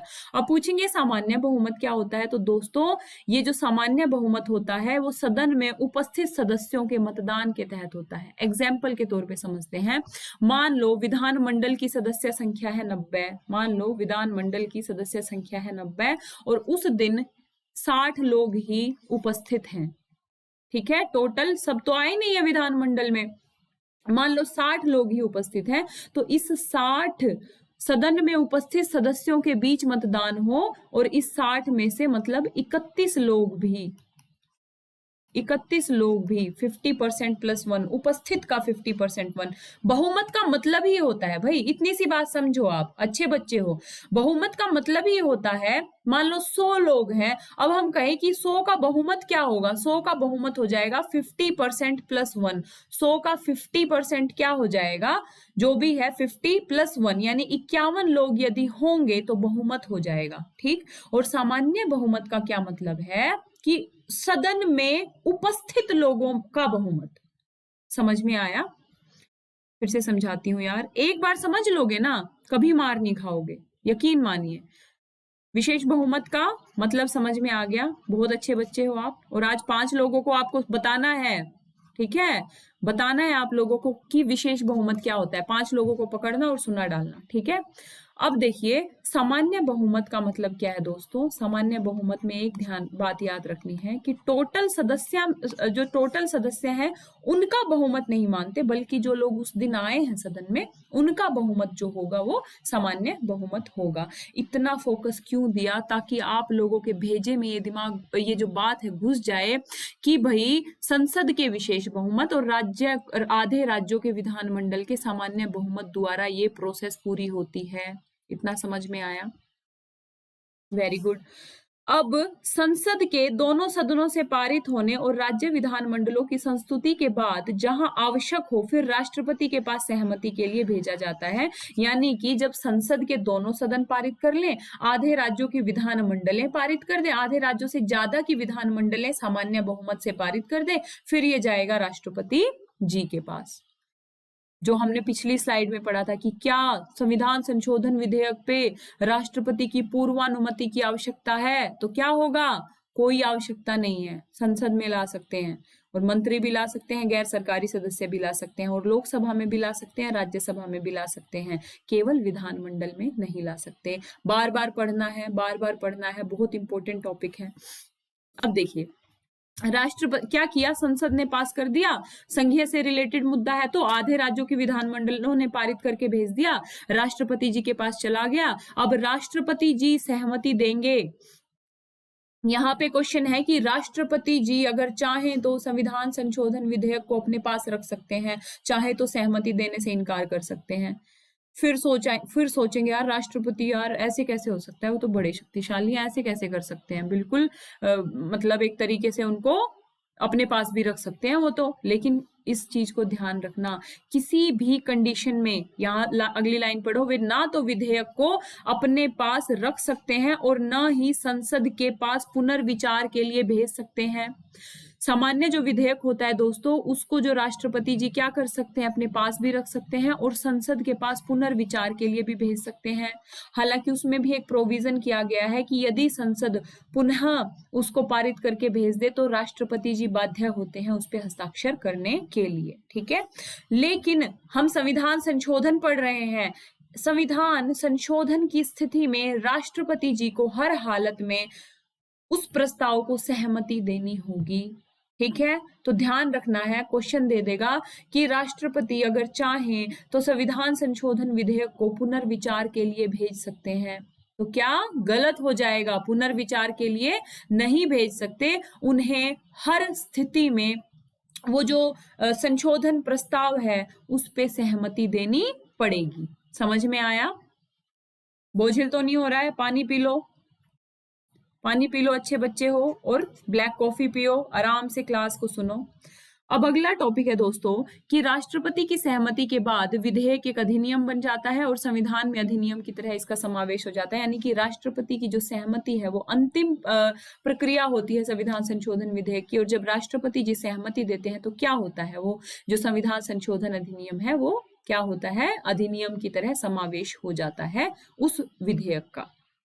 इतनी बातें मैं आप लोगों को समझाने में कामयाब हुई हूँ। मैं भी मानती हूँ कि कई सारी चीजें याद रखनी पड़ेंगी, और वो याद कैसे होंगी, लिख देती हूँ और मैं बार बार लिखती हूँ। रिवाइज, एक चीज को बार बार पढ़ना है, प्लस एमसीक्यूज, लगाने हैं, वही दिमाग खोलेंगे। जो हम गलत करते हैं छोटी छोटी चीजों को, वो गलत करने की प्रवृत्ति यदि दूर करनी है तो ढेरों एमसीक्यूज लगाओ। और जो मेरा मैराथन है जो शनिवार को लाती हूँ, उसको आप कम से कम जरूर देखिए, उससे आपको बहुत ज्यादा चीजें सीखने को मिलेंगी। नेक्स्ट हम देखते हैं दोस्तों, मैंने आपको इस क्लास की शुरुआत में बताया कि कई प्रकार के संविधान संशोधन होते हैं, एक एक करके हम पढ़ेंगे। पहली बात हम पढ़ेंगे कि 368 बेसिकली दो प्रकार के संशोधनों की व्यवस्था करता है। एक तो संसद के विशेष बहुमत द्वारा ही हो जाते हैं, और आधे राज्यों द्वारा साधारण बहुमत। ये साधारण बहुमत बहुत अच्छे से एक्सप्लेन कर दिया है। साधारण को ही सामान्य बहुमत भी बोलते हैं, कंफ्यूज नहीं होना है, साधारण हो या सामान्य हो दोनों एक ही बात है, के माध्यम से संस्तुति द्वारा, ठीक है। और ऐसे कौन से विधेयक होते हैं उसकी पूरी लिस्ट मैं बताऊंगी आगे आपको, लेकिन ऐसे विषय जो संघीय मामलों से रिलेटेड होते हैं उसमें संसद के विशेष बहुमत के साथ आधे से अधिक राज्यों के सामान्य बहुमत की भी जरूरत होती है। अब अगली लाइन है, लेकिन कुछ अनुच्छेद ऐसे होते हैं जो संसद के साधारण बहुमत से यानी कि सामान्य बहुमत से ही पारित हो जाते हैं। कोई भी, जैसे हम विधायी प्रक्रिया नहीं करते हैं कि भाई, और सामान्य बहुमत मैं आपको बता चुकी हूं कि उपस्थित और मतदान देने वालों का बहुमत, कुल का बहुमत नहीं होता उसमें, उपस्थित उस दिन जितने हैं, मतदान जितनों ने दिया है उसका बहुमत ही सामान्य बहुमत होता है दोस्तों। ये मैं आपको विधानमंडल वाले में बहुत अच्छे से बता चुकी हूँ। कुछ जो है, कुछ ऐसे उपबंध होते हैं जो सामान्य बहुमत द्वारा ही संशोधित हो जाते हैं, और जो ऐसे विधेयक होते हैं, जो ऐसे संशोधन होते हैं, बेसिकली उसको संविधान संशोधन नहीं बोला जाता। यहाँ पे आप थर्ड लाइन देखिए, यह जो बहुमत है प्रत्येक सदन में उपस्थित और मतदान द्वारा होता है, उपस्थित और मतदान द्वारा होता है। उपस्थित और मतदान के बहुमत से जो पारित हो जाएगा, बेसिकली ये साधारण विधायी प्रक्रिया होती है दोस्तों। और इस प्रकार के जो संशोधन होते हैं उनको आर्टिकल, किसमें है संशोधन प्रक्रिया, 368 के तहत संवैधानिक संशोधन नहीं माना जाता। सबसे पहले एक चीज याद रखिए कि कुछ ऐसे संशोधन होते हैं जो सामान्य विधायी प्रक्रिया द्वारा हो जाते हैं, और ऐसे संशोधनों को जो संविधान संशोधन नहीं माना जाता, 368 के तहत नहीं माना जाता। समझ में आई? इतनी बात आई बुद्धि में? ये ऊपर वाली बात मैं फिर से एक्सप्लेन करूंगी। अब देखिए, 3 तरीके के विधेयक फिर से फटाफट देखते हैं। एक तो संसद के साधारण बहुमत द्वारा संशोधन हो जाता है, सामान्य बहुमत द्वारा संशोधन हो जाता है, और इसी प्रकार के जो विधेयक हैं वो आर्टिकल 368 के तहत संवैधानिक संशोधन नहीं माने जाते। ये बात ध्यान रहेगी। दूसरा है संसद के विशेष बहुमत द्वारा संशोधन। विशेष बहुमत जैसे ही आए तो 2 चीजें ध्यान रखनी है, वो आप लोगों को पता है, एक बार रिवाइज कर लो मन में। विशेष बहुमत आते ही मन में रिवाइज करो, जितना बार बार रिवाइज करोगे ना चीजें एकदम फिक्स हो जाएंगी दिमाग में। तीसरा हम पढ़ चुके हैं, जो संघीय से रिलेटेड इश्यूज होते हैं उसमें संसद के विशेष बहुमत द्वारा और आधे राज्यों से अधिक के विधानमंडलों की संस्तुति के उपरांत संशोधन होते हैं, और आधे राज्यों के विधानमंडलों के सामान्य बहुमत द्वारा यदि स्वीकृत हो जाए तो फिर वो क्या हो जाता है, राष्ट्रपति उसको पारित कर देते हैं। अब देखिए, पहला पढ़ेंगे, एक एक करके पढ़ेंगे, एक एक करके। पहला हमें पढ़ना है क्या, जो साधारण बहुमत के द्वारा होता है। इसकी लिस्ट भी देख लेंगे। संविधान के अनेक उपबंध संसद के दोनों सदन, जो नए बच्चे हैं, पुराने तो महारथी हैं, नए बच्चे जैसे ही संसद के दोनों सदन आए तो लोकसभा और राज्यसभा द्वारा साधारण बहुमत से संशोधित किए जाएंगे। 4 बार बता चुकी हूं इस चीज को, अब याद रहेगा ना आप लोगों को कि जो साधारण बहुमत वाले विषय हैं वो जो लोकसभा और राज्यसभा मतलब संसद के दोनों सदनों के द्वारा साधारण बहुमत से पारित होंगे, प्लस इनको आर्टिकल 368 के तहत, आर्टिकल 368 के तहत संविधान संशोधन नहीं माना जाएगा। ये 368 की सीमा से बाहर है, यानी कि इन्हें संविधान संशोधन नहीं माना जाएगा। अब आपको क्या ध्यान रखना है, क्वेश्चन यहां से सेट होगा, आपसे पूछ लेगा कि निम्न में से कौन से विषयों को साधारण बहुमत क्या नाम है इसका, साधारण बहुमत द्वारा पारित किया जाता है। तो आपको 5-6 ऑप्शन दे देगा, उसमें से कुछ एक ऑप्शन ऐसे दे देगा जो विशेष बहुमत द्वारा पारित होते हैं। नीचे कूट 1 2 3 2 3 4, ठीक है, इस तरीके के आपको ऑप्शन देगा। तो आपको ध्यान रखना है कि ऐसे कौन कौन से प्रावधान हैं जो साधारण बहुमत द्वारा पारित होते हैं। ठीक है, तो सबसे पहले दोस्तों आपको ध्यान रखना है नए राज्यों का प्रवेश या गठन। नए राज्यों का प्रवेश या गठन, जब भी किसी नए राज्य का प्रवेश या गठन होगा वो संसद की साधारण विधायी प्रक्रिया द्वारा ही हो जाएगा। लेकिन सोचने में हमें लगेगा भाई नए राज्य का प्रवेश हो रहा है, नए राज्य का गठन हो रहा है, ये साधारण बहुमत द्वारा नहीं हो सकता, ये तो जो है ना इसके लिए तो कुछ स्पेशल किस्म का बहुमत आएगा। तो ऐसा नहीं है, कुछ चीजें हमें ध्यान रखनी है। जहां कंफ्यूजन होता है, जहां अच्छे खासे बच्चों को कंफ्यूजन होता है, हमको वो चीजें याद रखनी है बच्चों, और वो रिवीजन से ही आएंगी। यानी नए राज्यों का प्रवेश हो या फिर गठन हो वो साधारण बहुमत द्वारा हो जाता है, और ऐसे जो प्रक्रिया है उसको हम संविधान संशोधन नहीं बोलते। दूसरा है नए राज्यों का निर्माण करना हो, उसके क्षेत्र, उसकी सीमाओं और संबंधित राज्यों के नामों में परिवर्तन करना हो। यानी या तो हम नए राज्यों का निर्माण कर रहे हो, उसका क्षेत्र, सीमा या संबंधित राज्यों के नामों में परिवर्तन कर रहे हो, वो भी साधारण बहुमत द्वारा आ जाएगा। याद रखिएगा भारत को कहा जाता है विनाशी राज्यों का अविनाशी संघ। इस चीज को मैं यहां लिख देती हूं, विनाशी राज्यों का अविनाशी संघ। यानी कि यदि संघ अविनाश है, यानी कि संघ का विनाश नहीं हो सकता है, और यदि संघ चाहे तो राज्यों का विनाश कर सकता है। विनाश का मतलब यहाँ ये नहीं कि तबाह कर देगा राज्यों का, यानी कि एक राज्य में से दो राज्य बना सकता है, राज्य की सीमा को परिवर्तित कर सकता है, राज्य के नाम में परिवर्तित कर सकता है दोस्तों। और ये पूरा प्रोसेस संसद के साधारण बहुमत द्वारा ही हो जाता है, इसको हम विशेष बहुमत के द्वारा नहीं करते, और इस पूरे प्रोसेस को हम आर्टिकल 368 के तहत संविधान संशोधन की प्रोसेस में शामिल नहीं करते। दो चीजें ध्यान रहेंगी कि भाई नए राज्यों का गठन है या प्रवेश है, नए राज्यों का निर्माण है, उनका क्षेत्र, उनके नाम, उनकी सीमा में परिवर्तन है, ये सब क्या होगा, साधारण बहुमत द्वारा होगा। तीसरा देखिए, कहाँ गया मार्कर, गायब हो जाता है, ये रहा। राज्य विधान परिषद का निर्माण करना हो या उसकी समाप्ति करनी हो। राज्य विधान परिषद की पूरी जो प्रोसेस है उसके निर्माण की हम बहुत अच्छे पढ़ेंगे, बहुत अच्छे से पढ़ेंगे आगे आने वाली क्लासेस में।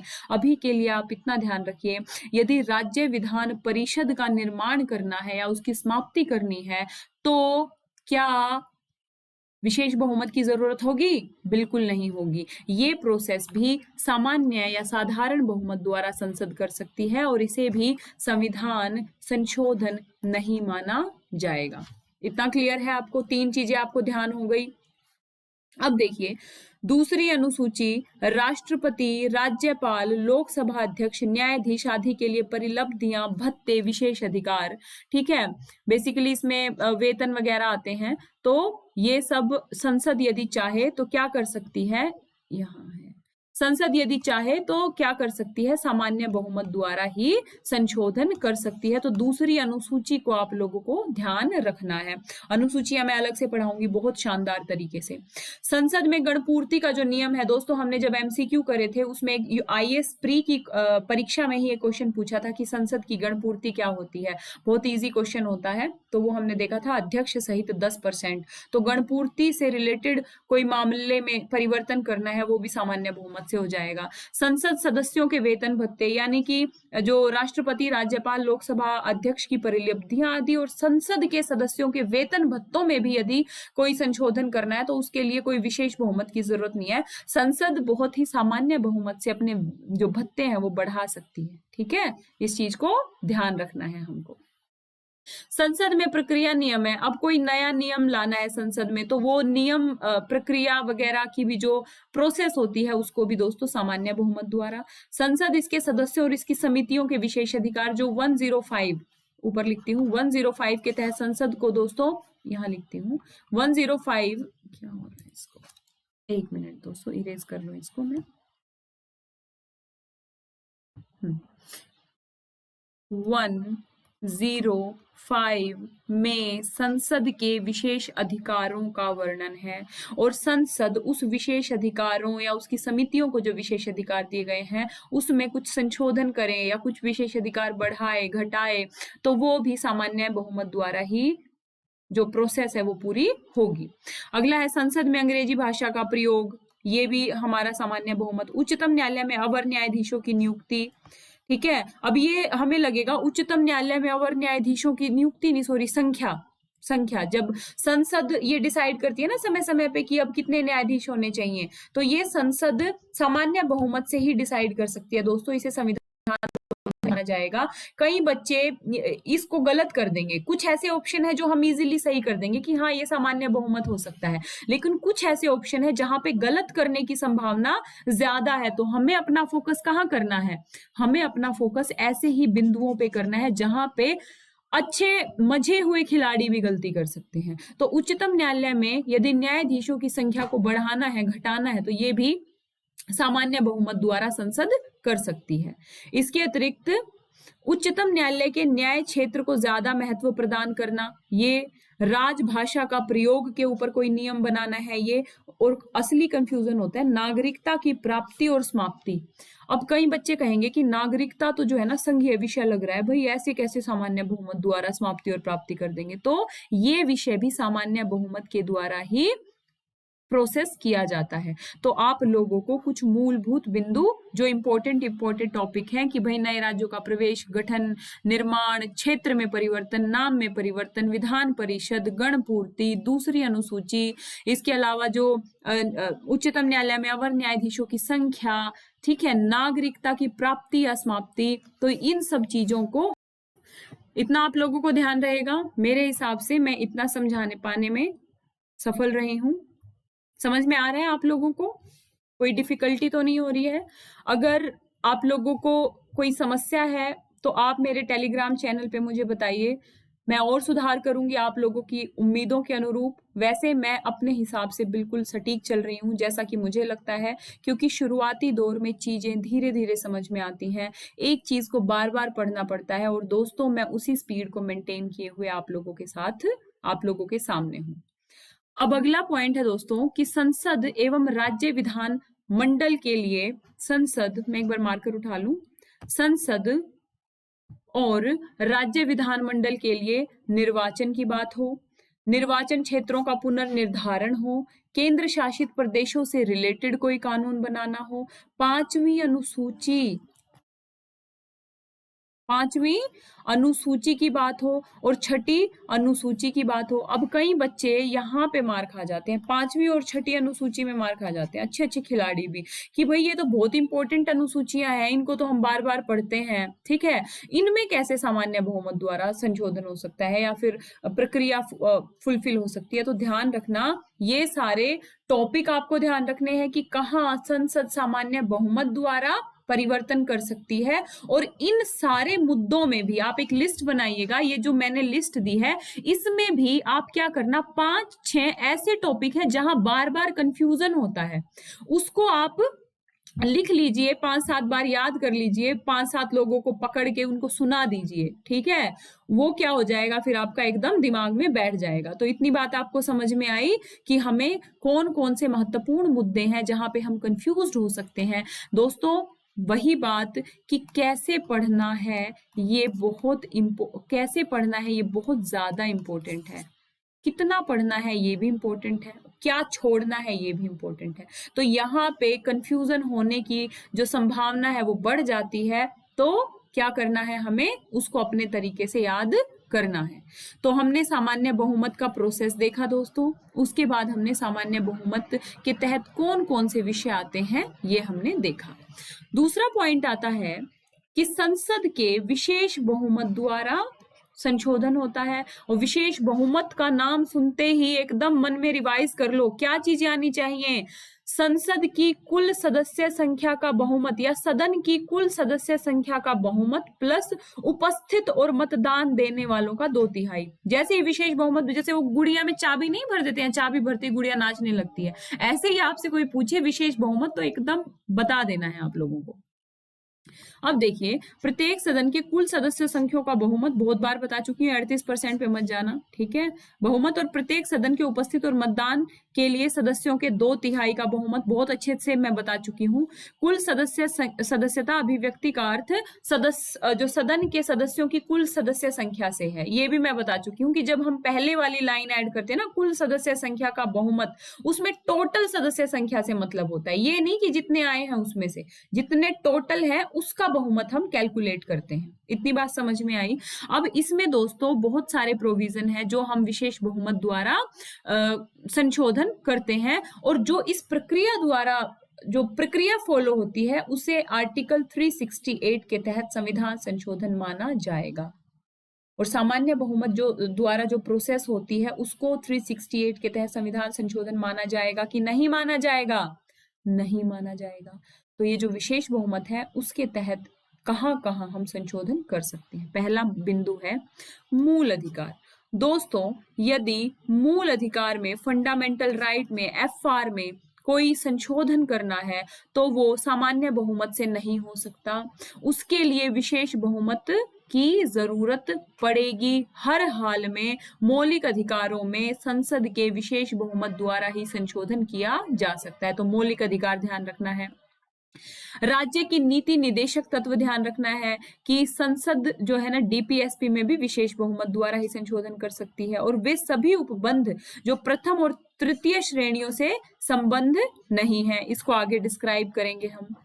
अब देखिए, दो चीजें हमने बेसिकली ध्यान रखनी है कि मौलिक अधिकार, DPSP और भी इसकी लिस्ट, जैसे जैसे आप संविधान पढ़ेंगे वैसे वैसे आप पढ़ते रहेंगे, बहुत सारी चीजें आएंगी। अभी तो हमने कक्षा की शुरुआत की है, चीजों को समझना सीखा है, और मैं आप लोगों, मेरा जो पढ़ाने का तरीका है दोस्तों, उसमें मैं जो मोस्ट इंपॉर्टेंट टॉपिक्स होते हैं ना, उसको कैसे पढ़ाना है, कैसे क्वेश्चन UPSC रेज कर सकता है, PT में क्या क्वेश्चन पूछे जा सकते हैं, मेंस में क्या क्वेश्चन पूछे जा सकते हैं, उस पूरे पैटर्न के अनुसार आप लोगों को पढ़ा रही हूं, ताकि आप केवल पढ़ने के लिए ना पढ़ें कि आज तो जो है ना 4 घंटे पढ़ाई हो गई, बस अब जो है ना एकदम IAS बन ही जाएंगे। ऐसे नहीं होता है, हमें पढ़ाई भी करनी है और सही दिशा में पढ़ाई करनी है। और वो सही दिशा क्या है? वो सही दिशा मैं आप लोगों को बता रही हूं। यकीन मानिए, अपने एडुकेटर पे विश्वास करके चलिए दोस्तों।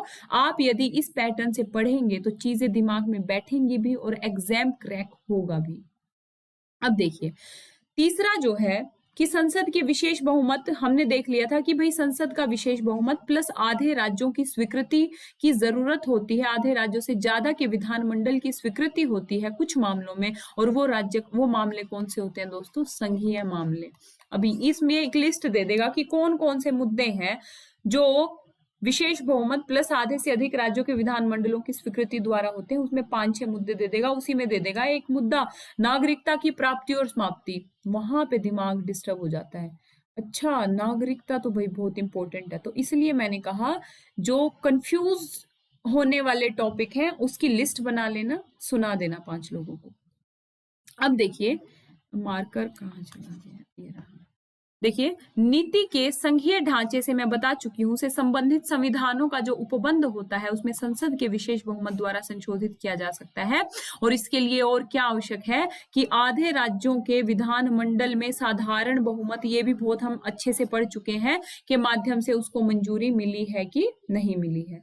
यदि कुछ या बचे राज्य विधेयक पर कोई कदम नहीं उठाते तो इससे कोई फर्क नहीं पड़ता। यहाँ पे का क्या मतलब है दोस्तों? यानी आधे राज्यों से अधिक के आधे राज्यों से अधिक के विधानमंडल ने सामान्य बहुमत से ये वर्ड्स ध्यान रखने हैं, अपनी स्वीकृति दे दी, तो बाकी के जो विधानमंडल बचे ना, वो बोल लें, स्वीकृति दें, नहीं दें, विरोध करें, इससे कोई फर्क नहीं पड़ेगा। इससे कोई फर्क नहीं पड़ेगा। मेन जो प्रायोरिटी है वो आधे राज्यों से अधिक के विधानमंडल की जो सामान्य बहुमत की स्वीकृति आवश्यक है, बाकी से हमें कोई फर्क नहीं पड़ता। समझ में आया? अब बोल रहे हैं आधे राज्य उन्हें अपनी संस्तुति देते हैं तो औपचारिकता जो है पूरी हो जाती है। विधेयक को स्वीकृति देने के लिए राज्यों के पास कोई समय सीमा निर्धारित नहीं है। अब क्वेश्चन पूछ देगा कि संविधान संघीय मामलों में संविधान संशोधन करने के लिए, ध्यान से सुनना है, संघीय मामलों में संविधान संशोधन करने के लिए संसद राज्य विधानमंडलों के पास जो प्रस्ताव भेजती है उस पे आधे राज्यों के विधानमंडलों को अनिवार्यतः 4 माह में अपनी स्वीकृति या अपना विरोध दर्ज कराना होता है। तो 4 माह क्या हो जाएगा? गलत। क्यों गलत हो जाएगा? फटाफट इरेज करते हैं। क्यों गलत हो जाएगा दोस्तों? क्योंकि संविधान में कोई समय सीमा नहीं दी गई है, कोई समय सीमा नहीं दी गई है। और ये question IAS pre I think 2003 या 4 का क्वेश्चन पेपर उठाना, शायद आईएएस प्री में ये क्वेश्चन 101% आया हुआ है दोस्तों, कि विधेयक को स्वीकृति देने के लिए राज्यों के पास कोई समय सीमा निर्धारित की गई है या नहीं। इसका स्वरूप बदल देते हैं, लेकिन हमें इतनी ध्यान रखनी है कि संविधान में ऐसी किसी समय सीमा का निर्धारण नहीं किया गया है। राज्य यदि चाहे तो 2 साल तक मौन रह सकते हैं, ठीक है। तो ये राज्यों के ऊपर है डिपेंड कि वो कितने दिन में अपनी स्वीकृति देते हैं। कोई समय सीमा लिखित तौर पे तय नहीं की गई है, इतना आप लोगों को याद रहेगा। अब हम देखेंगे कि इसमें कौन कौन से विषय आते हैं। तो पहली लाइन में आपको बता चुकी हूं, इसमें वो विषय आते हैं जो संघीय मामलों से संबंधित होते हैं। और कौन कौन से विषय होते हैं संघीय मामलों से संबंधित? राष्ट्रपति का निर्वाचन तथा इसकी प्रक्रिया। अब राष्ट्रपति हैं, इसकी निर्वाचन प्रक्रिया को यदि बदलना है तो ये वाला प्रोसेस अपनाना पड़ेगा। कौन से वाला? बता चुकी हूं। केंद्र और राज्य कार्यकारिणी की शक्तियों का विस्तार करना है तो भी, उच्चतम न्यायालय या उच्च न्यायालय से संबंधित कोई भी काम करना है, जो न्यायाधीशों की संख्या है वो सामान्य बहुमत से बढ़ा सकते हैं। यहीं पे कंफ्यूजन होता है, इसको बस अपने किसी तरीके से आप कुछ ट्रिक लगा के याद कर लेना कि भाई संख्या की जहां बात आएगी वो सामान्य बहुमत से हो जाएगा, लेकिन उच्चतम न्यायालय और उच्च न्यायालयों से संबंधित जो भी अन्य विषय होंगे वो इस प्रोसेस से होंगे, यानी सदन जो संसद का जो विशेष बहुमत प्लस आधे राज्यों से अधिक विधानमंडलों की स्वीकृति। इसके अलावा दोस्तों केंद्र और राज्यों के बीच जो संबंध है, केंद्र और राज्यों के बीच जो विधायी शक्तियां हैं उनके विभाजन के ऊपर यदि कोई संशोधन करना है तो 7वीं अनुसूची से संबंधित कोई, 7वीं अनुसूची का मतलब क्या है? जो शक्तियों का विभाजन किया गया है दोस्तों, संघ सूची, संवर्ती सूची और ये संघ सूची, राज्य सूची और संवर्ती सूची, उसमें यदि कोई संशोधन करना है, कुछ विषय हमें संघ सूची में डालने हैं या कुछ हमें राज्य में डालने हैं, कुछ संवर्ती, तो वो क्या करना है, वो हम इसी प्रोसेस से उसको फॉलो करेंगे। संसद में राज्यों का प्रतिनिधित्व कितना हो, ये संविधान का संशोधन करने की संसद की शक्ति, यानी कि स्वयं 368, यदि संसद को लगे कि भाई अब हमें संविधान संशोधन की जो प्रक्रिया है हम बोर हो गए हैं उससे, उसमें हम कुछ नयापन लाएं, कुछ इनोवेटिव करें, तो भी स्वयं 368 में भी यदि संसद को कोई संशोधन करना है दोस्तों तो वो भी इसी प्रोसेस से होगा। ये प्रोसेस मैं आप लोगों को बता चुकी हूँ। इतना समझ में आया? हमने 3 प्रकार के संशोधन पढ़ लिए। लास्ट में हम क्विक रिवीजन जो हमारी पैटर्न है वो भी करेंगे, घबराना नहीं है। पानी पी लीजिए सब लोग। इतना समझ में आया आप लोगों को? ठीक है, एकदम उत्साह बना के रखना है, अच्छे से पढ़ाई करनी है। अब देखिए, अब जो भी हमारे संविधान संशोधन की प्रोसेस है, प्रक्रिया है, इसकी आलोचना की जाती है बहुत सारे आधारों पे। अब कई बार स्ट्रेट फॉरवर्ड क्वेश्चन दे देगा, पीटी में भी बन सकता है कंसेप्चुअल और स्ट्रेट फॉरवर्ड, अगर मेंस में वैसे इतना डायरेक्ट नहीं पूछता है लेकिन पूछ भी सकता है कई बार। तो हमें बुनियादी चीजें जो कि बहुत सरल होती हैं पता होना चाहिए ना। वैसे भी हम भारतीय आलोचना करने में तो सबसे ज्यादा माहिर होते हैं, फ्री में आलोचना कर सकते हैं हम।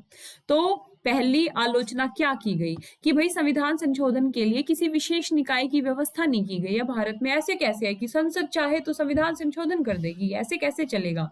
यानी कि भारत में किसी विशेष निकाय की व्यवस्था नहीं है। आलोचक कहते हैं एक विशेष निकाय होना चाहिए संविधान संशोधन करने के लिए, जिसमें संविधान जो के प्रकांड पंडित होने चाहिए, हर चीज का बारीकी से अध्ययन करें और उसके बाद संशोधन करें। और भारत में इस प्रकार के किसी विशेष निकाय का गठन नहीं किया गया है, तो ये गलत चीज है। हम इस आधार पर आलोचना करते हैं संविधान संशोधन प्रक्रिया की।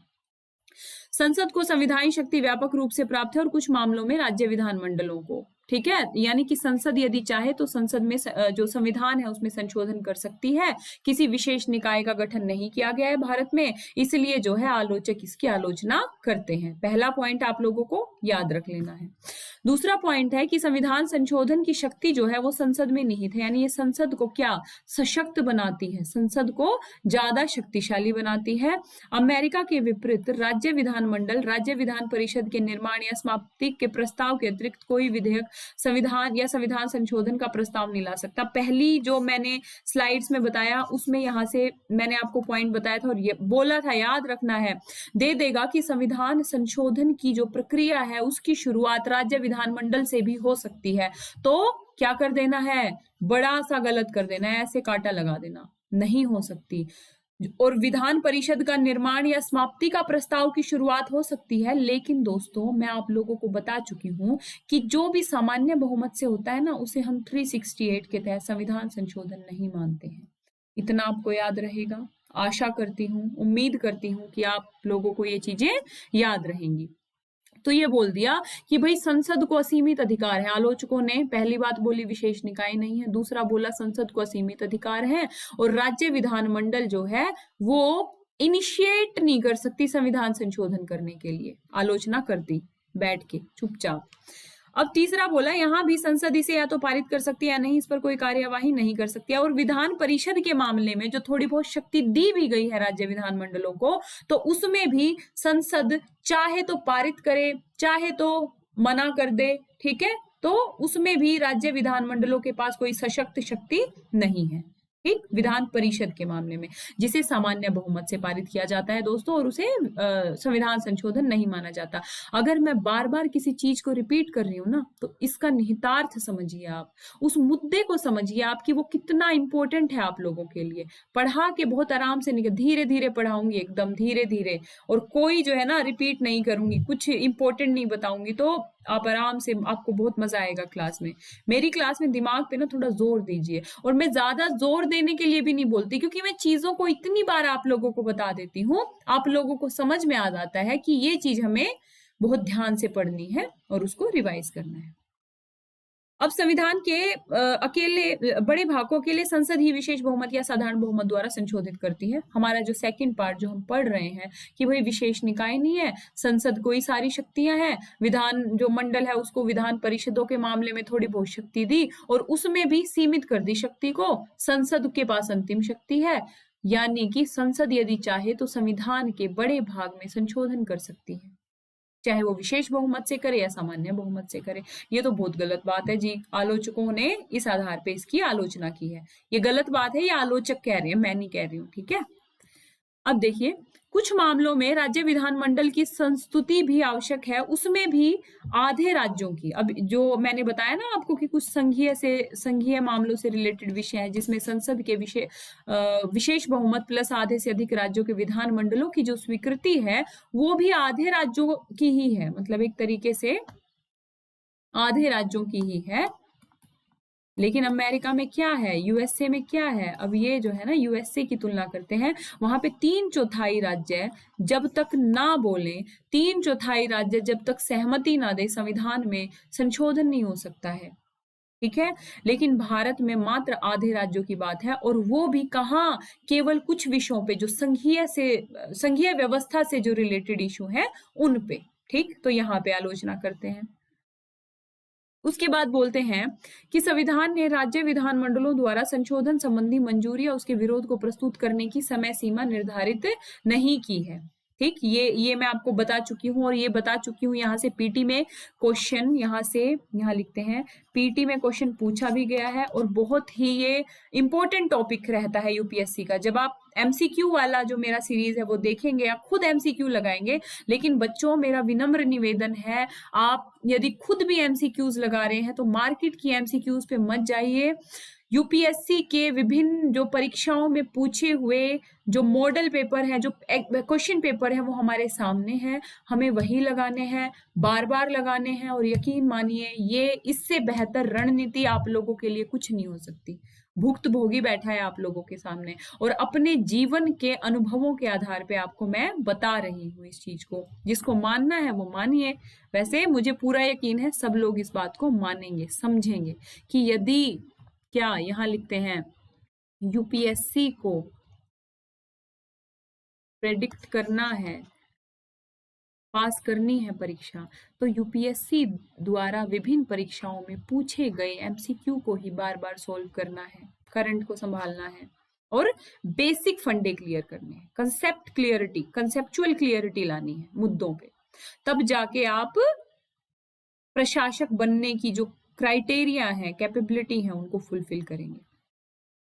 फिर आ गए आलोचकों को कैसे भूल सकते हैं हम कि किसी संविधान संशोधन अधिनियम के संदर्भ में गतिरोध हो तो संसद के दोनों सदनों की संयुक्त बैठक का कोई प्रावधान नहीं है। बता चुकी हूं। दे देगा कि संविधान संशोधन की में जब बहस हो तो संयुक्त बैठक की जो है ना अध्यक्षता ये करेंगे। अब उसमें सीधी लाइन नहीं देंगे, वहां पे उलझा देंगे, तो वहां पे इस बात पे ध्यान ही नहीं जाएगा कि संयुक्त बैठक हो सकती है कि नहीं हो सकती है। वहां पे ध्यान इस बात पे जाएगा कि इसकी अध्यक्षता, इस केस में अध्यक्षता राष्ट्रपति जी करेंगे या लोकसभा अध्यक्ष करेंगे। ऐसे घुमाता है यूपीएससी और हम घूम जाते हैं उस चक्र में, तो हमें नहीं घूमना है। तो ऐसे पढ़ना है चीजों को कि संयुक्त बैठक का कोई प्रावधान ही नहीं है, किसमें, संविधान संशोधन में। और एक साधारण विधेयक के मुद्दे पे हमें पता है कि भाई साधारण विधेयक जब होता है तो संयुक्त बैठक आहूत की जा सकती है, और कौन करता है और कौन अध्यक्षता करता है सब बता चुकी हूँ। अध्यक्षता लोकसभा के अध्यक्ष ही करते हैं। संशोधन की प्रक्रिया विधानमंडलीय प्रक्रिया के समान है, केवल विशेष बहुमत वाले मामले के अतिरिक्त जो संविधान संशोधन विधेयक को संसद से उसी तरह पारित किया जा सकता है जैसे साधारण विधेयक। ये मैं बता चुकी हूँ बच्चों। बहुत सारे पॉइंट जो हमने पहला पार्ट देखा था कि बहुत सारे ऐसे मुद्दे हैं जहां पे संसद यदि चाहे तो सामान्य बहुमत से पारित कर सकती है उन मुद्दों को, और उन्हें संविधान संशोधन नहीं माना जाएगा। और ये बात रिपीट कर दी हमारे आलोचकों ने कि संसद को ज्यादा शक्तियां दी गई हैं और संयुक्त बैठक का कोई प्रावधान नहीं किया गया है। अब हम बताएंगे कि ठीक है जी आलोचकों जी, आपका बहुत बहुत धन्यवाद हमारी आंखें खोलने के लिए, हमारे संविधान संशोधन प्रोसेस में इतनी कमियां हैं वो हमें बताने के लिए। लेकिन हम लोग फाइनल कंक्लूजन क्या देंगे कि ये कमियां हैं, हम मानते हैं, हम शुक्रिया करते हैं आलोचकों का, लेकिन ये बात नकारी नहीं जा सकती कि जो प्रक्रिया है हमारे संविधान संशोधन की वो साधारण और सरल है, जो परिस्थिति और आवश्यकता के अनुरूप है। क्योंकि यदि हम अमेरिका की तरह कठोर हो जाते तो हम समय, काल, परिस्थिति और आवश्यकता के अनुसार जो हमारे संविधान में संशोधन हुए हैं, कितने संशोधन हुए हैं टोटल 104 फाइनल संशोधन ये हो चुके हैं, प्रस्ताव 126 आ चुके हैं दोस्तों, फाइनल संशोधन 104 हो चुके हैं। आज की क्लासेस में यदि मैं आप लोगों को वो महत्वपूर्ण संशोधन बताती, एक छोटी सी बात बता दूं कि मैंने जो जो इम्पोर्टेंट संशोधन हुए हैं, अब कई बच्चे बैठेंगे सुबह से लेके शाम तक और 1 से लेके 104 तक रट डालेंगे संशोधनों को। इतनी बड़ी बेवकूफी नहीं करनी है और उसी के लिए मैं बैठी हूं यहाँ पे आप लोगों को, आप लोग इतनी बड़ी बेवकूफी ना करें। इम्पोर्टेंट हर चीज में हमें महत्वपूर्ण चीजों को खोजना है। उन 104 संशोधन विधेयकों में कुछ 20, 25, 30 संशोधन ही ऐसे हैं जो हमें याद करने हैं, बाकी संशोधनों से हमारा कोई लेना देना नहीं है, उनको देखना भी मत, ठीक। और वो इम्पोर्टेंट संशोधन क्या है वो कल की क्लास में मैं आप लोगों को बहुत अच्छे से करवाऊंगी और वही संशोधन आपको ध्यान रखने हैं। आज की क्लास में करवाती ना, कई बच्चे तो अभी जो है ना ऊँघ रहे होंगे बेचारे, पानी पी लो अच्छे से, तो उन लोगों के लिए वो बहुत बोझिल हो जाता अगर आज ही करवा देती तो मैंने सोचा कि आज मैं आप लोगों को पूरी प्रोसेस बता देती हूँ, वो लिस्ट बता देती हूँ कहाँ कहाँ कौन सी जो प्रोसेस एप्लीकेबल होती है, और कल की कक्षा में हम विस्तृत तौर पे जो इम्पोर्टेंट संविधान संशोधन है उनको हम एक बार डिस्कस कर लेंगे। फिर आपका ये पूरा टॉपिक जो है कंप्लीट हो जाएगा, ठीक।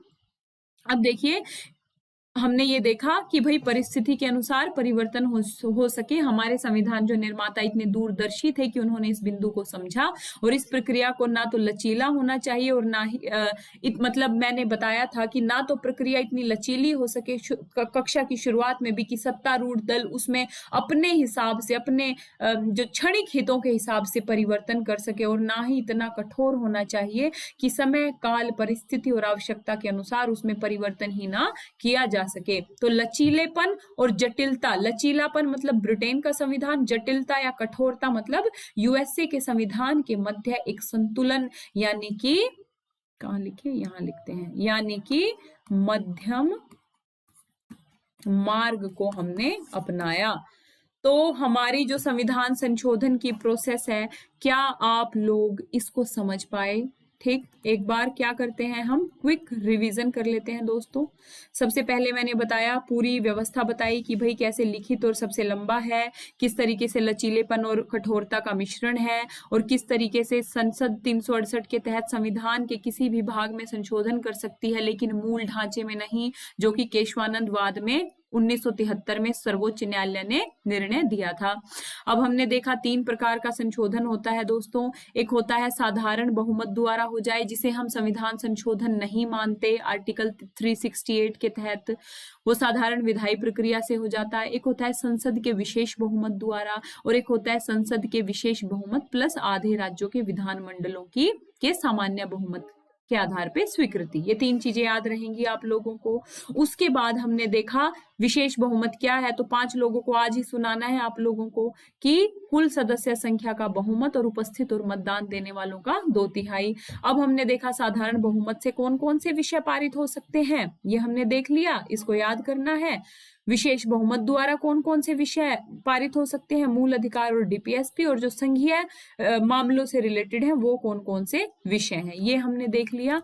और इससे पहले जो 5-6 बातें आपको बहुत अच्छे से याद रखनी थी कि कहाँ इसकी शुरुआत हो सकती है, कौन इसको ला सकता है, क्या ये विधानमंडल में भी आ सकता है, इसके लिए क्या संयुक्त बैठक हो सकती है, तो ये सारे इश्यूज जहां से पीटी में क्वेश्चन बनता है, इसको ध्यान रखना है आप लोगों को। उसके बाद हमने हमारे जो प्रकांड पंडित आलोचक थे उनकी आलोचनाएं देख ली, और फाइनली हमने कंक्लूजन देख लिया कि भाई जो हमारे संविधान जो संशोधन की प्रोसेस है वो बहुत ही बेहतरीन है, वो संतुलन के सिद्धांत पे आधारित है। तो दोस्तों मैं समझती हूँ आप लोग ये क्लास समझने में कामयाब हुए होंगे, और जिनको थोड़ा सा भी कंफ्यूजन है या थोड़ी दिक्कत आ रही है वो कृपया करके मेरे अनअकैडमी चैनल पे अपनी समस्या मुझसे शेयर करें, क्योंकि दोस्तों जब तक आप लोग अपनी समस्या नहीं बताएंगे, आप लोग मुझे ये नहीं बताएंगे कि मेरे पढ़ाने के तरीके से आप लोग समझ पा रहे हैं या नहीं, तो मेरे अंदर सुधार की गुंजाइश कहाँ से आएगी। ठीक है, तो अनअकैडमी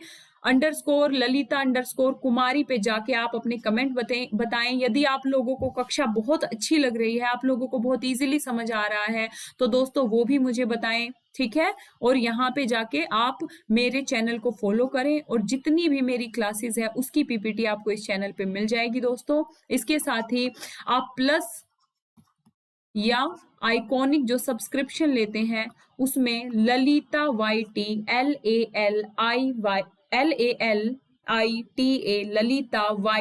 ललिता YT कोड का यूज करें दोस्तों, और 10% डिस्काउंट पाएं। आइकॉनिक सब्सक्रिप्शन लें और मेरा प्रत्यक्ष मार्गदर्शन पाएं।